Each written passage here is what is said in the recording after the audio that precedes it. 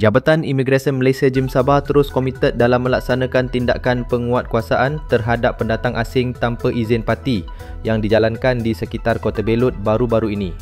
Dalam 4 operasi yang dijalankan di 4 tempat berasingan, seramai 9 individu telah ditahan kerana disyaki melanggar pelbagai kesalahan di bawah Akta Imigresen 1959 Karen 63 dan Peraturan-Peraturan Imigresen 1963.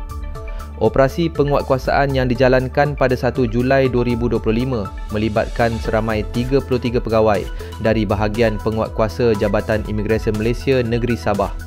Hasil pemeriksaan daripada 27 warga negara asing, seramai 9 orang parti ditahan, terdiri daripada lelaki dewasa warga negara Pakistan.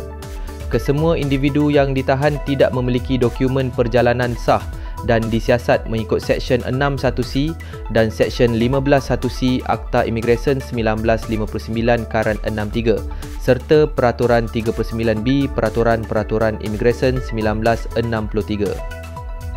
JIM Sabah menegaskan bahawa tindakan tegas akan terus diambil terhadap mana-mana individu atau pihak yang melindungi atau menggaji parti dan menyeru kerjasama masyarakat untuk menyalurkan maklumat berkaitan kehadiran warga asing tanpa izin di kawasan mereka.